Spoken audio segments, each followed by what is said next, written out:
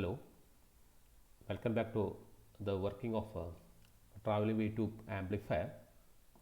In today's video lecture, I will explain the things what is indicated in your normal textbooks, normal working, as well as I will draw another figure related to this one only, the same traveling wave tube, and explain in my own manner.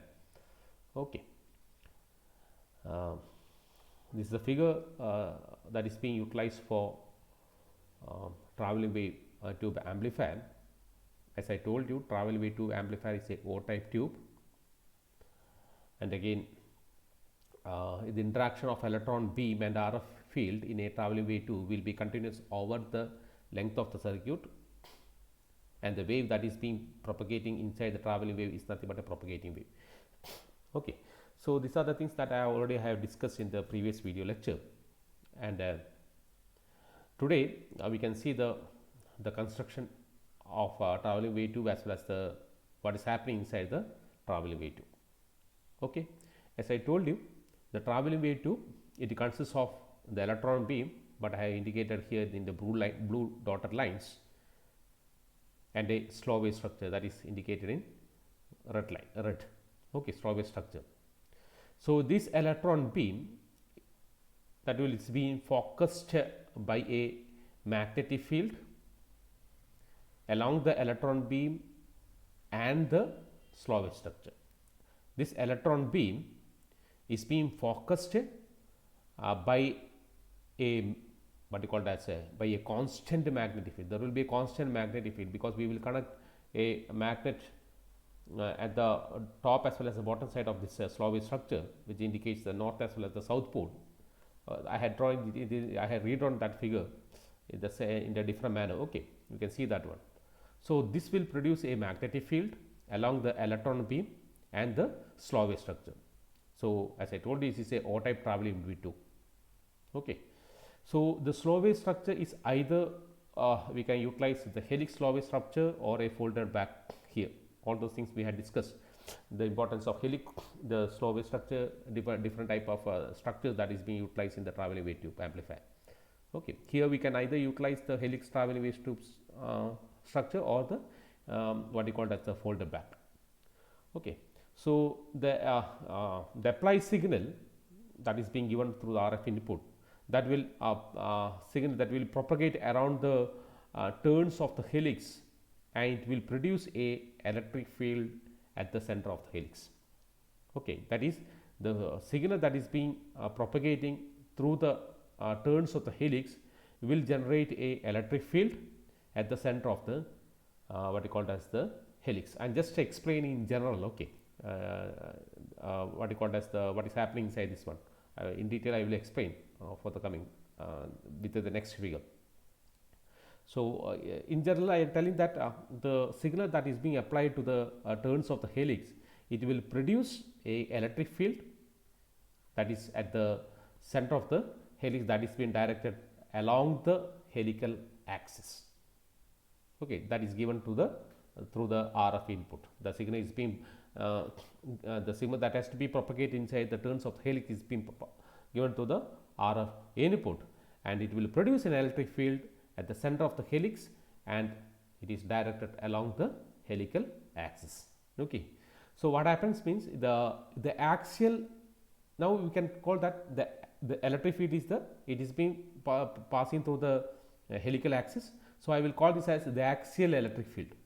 Okay, so the axial electric field that will be propagate with a velocity that is very close to the velocity of the light multiplied by the ratio of helix pitch to the helix circumference, that I have indicated in the slow wave structure, the pitch of the helix, because if we can take this two section as the pitch of the helix. Okay, that means what I told you, the axial electric field that will propagate with a velocity that is very close to the velocity of the light multiplied by the, that is the axial velocity of the, or it is not axial velocity, the axial electric field that is progressed with the velocity that will be very close to the velocity of the light, which is being multiplied by the ratio of helix pitch and the circumference of the helix.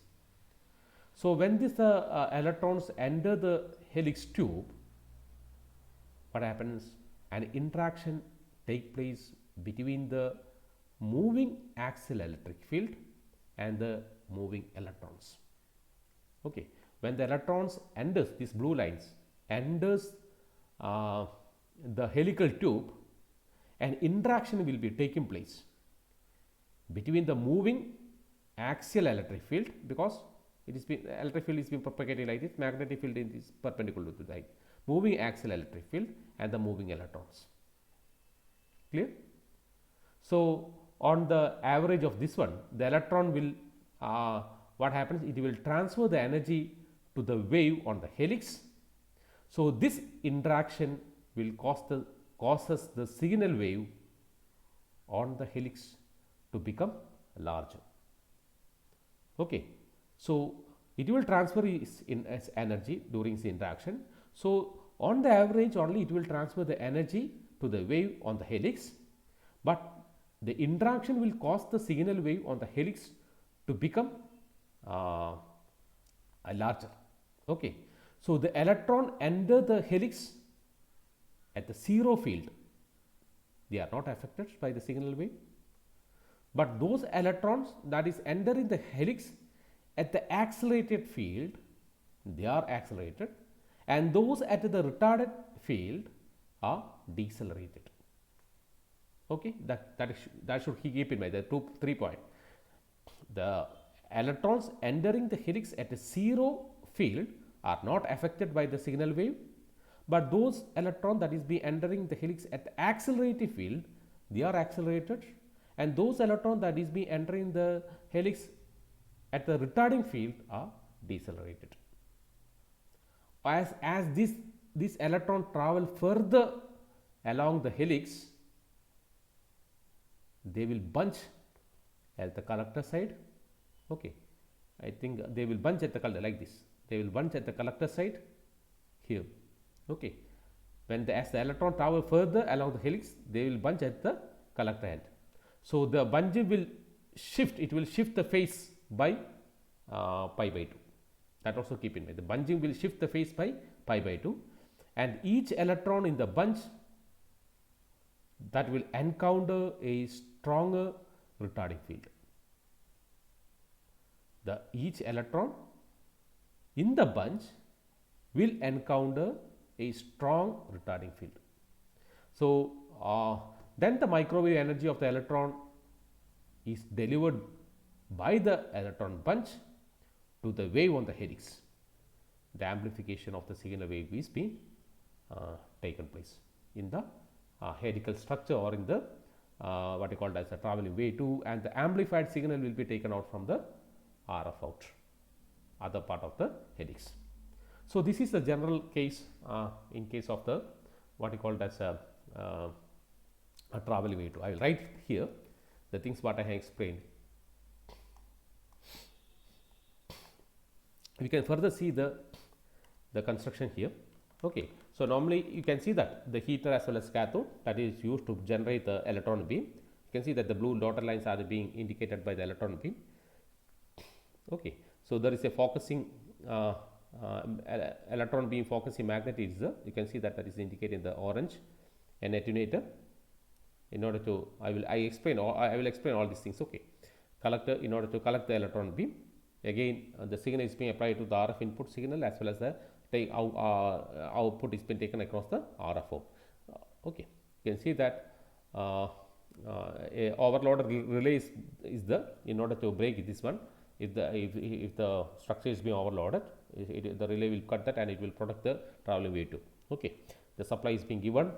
That is, you can see that the collector negative of the supply is given to the heater and positive is being given to the what you call as positive part is being given to the collector section. So, we can come across the things what I have explained just now. Okay, I have just write the things what I have explained just now. As I told you, a helix traveling wave 2, it consists of an electron beam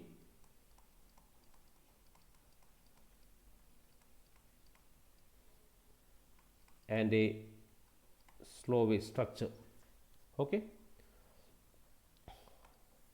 Next, the electron beam is focused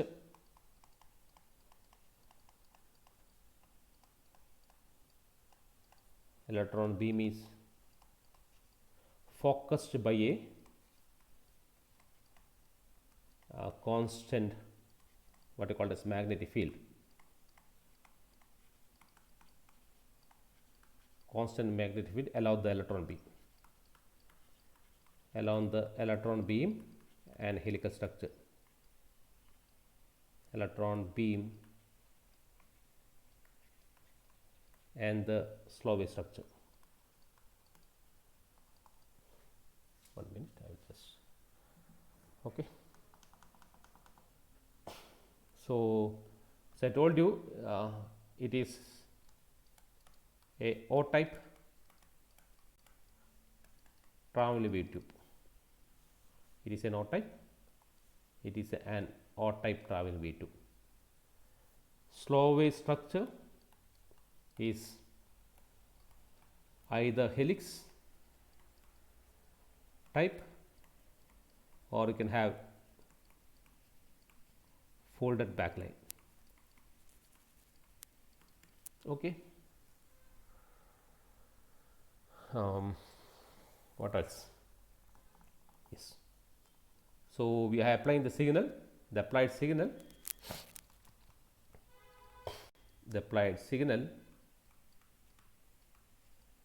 that will propagate around the third turns of the helix, that will propagate along the turns of the, what you call as helix, and produces an electric field.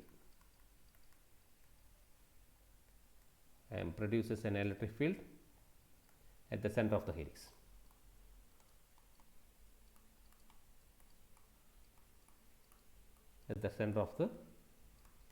helix. That is directed along the helical axis.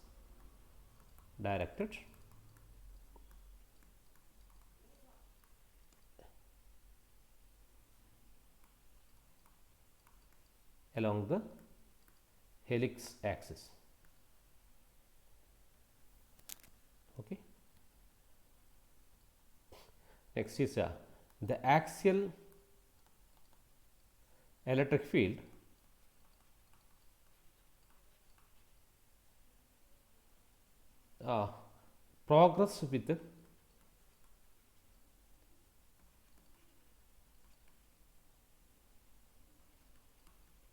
progress with a velocity that is very close to the velocity of light. The axial electric field progresses with a velocity that is very close to the velocity of light, multiplied, as I told you, multiplied by the ratio of helix pitch to the helix circumference,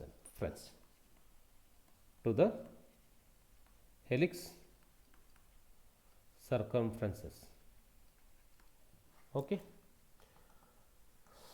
So the axial electric field, now what happens? The applied signal propagate around the turns of the helix and produce an electric field at the center of the helix that is directed along the helix axis. So that I can call it as the axial electric field. Now that will progress with a velocity that is very close to the velocity of light, multiply by the ratio of helix pitch to the helix circumference. Now what happens when the electrons enter the helix tube, there will be interaction.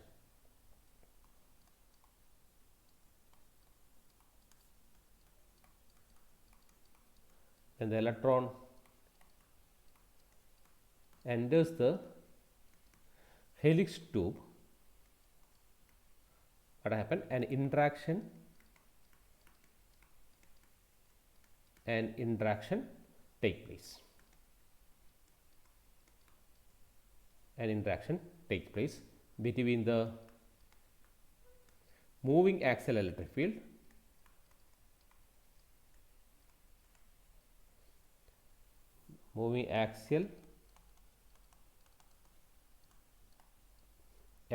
and the moving electron.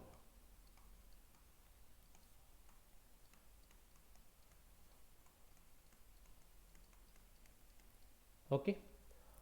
So, on the average what happens? The electron transfer will the electron transfer energy to the wave. On average, the electron transfer energy to the wave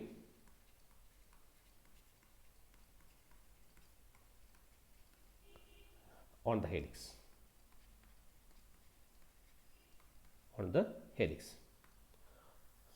So, what happens? So, this interaction causes the signal wave on the helix to become larger.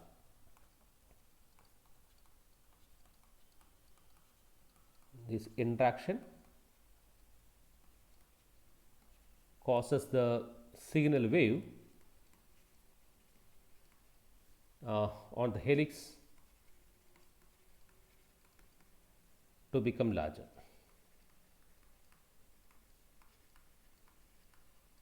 Okay. As I told you, the electron entering the helix with 0 field are not affected. The electrons entering the helix at the 0 field are not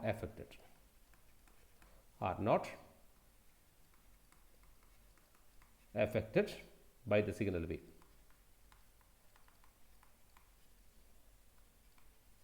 But the electron, I will write here in the next point,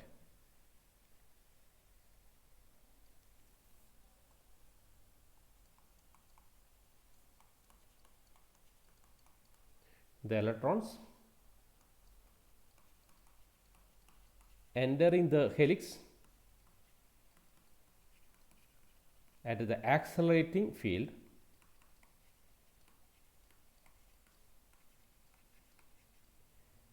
are accelerated,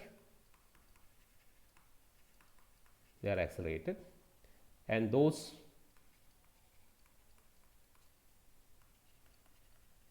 at the retarding field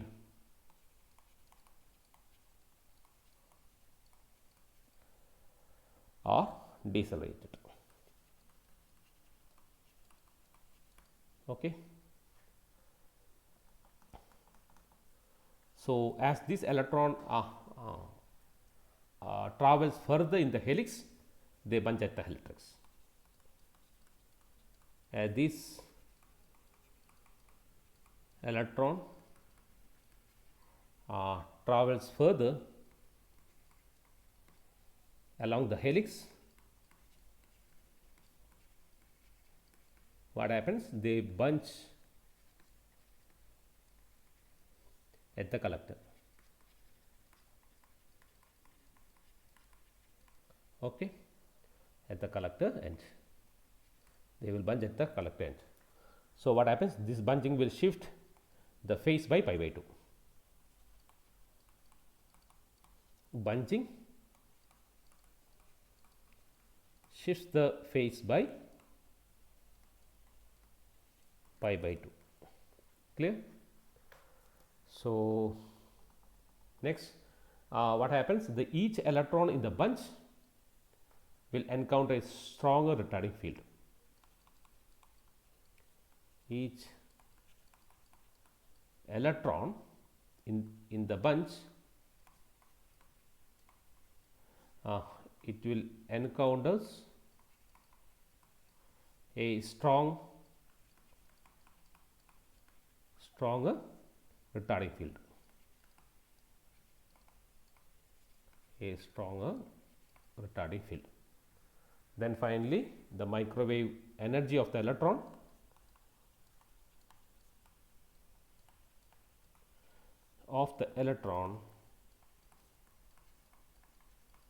the microwave energy of the electron is delivered by the electron bunch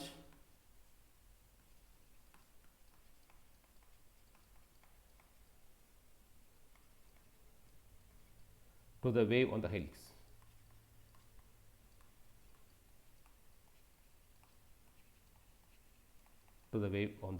helix. And finally, the amplification of the signal wave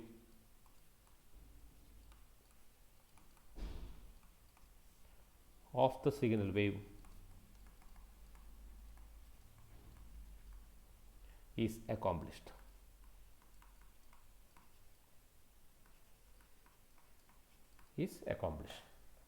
So these are the some of the important, or in general I can explain with the things what is happening inside the traveling wave tube.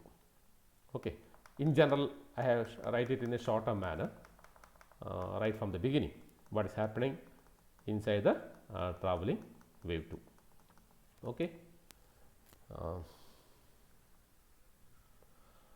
So just take down this. I will continue with the in another video the second part of this the normal working, and also see how the general case, the how the electrons will be considering with some 3 electrons, and how the electrons will be moving from anode to cathode, and how the bunches is being occurring. Okay.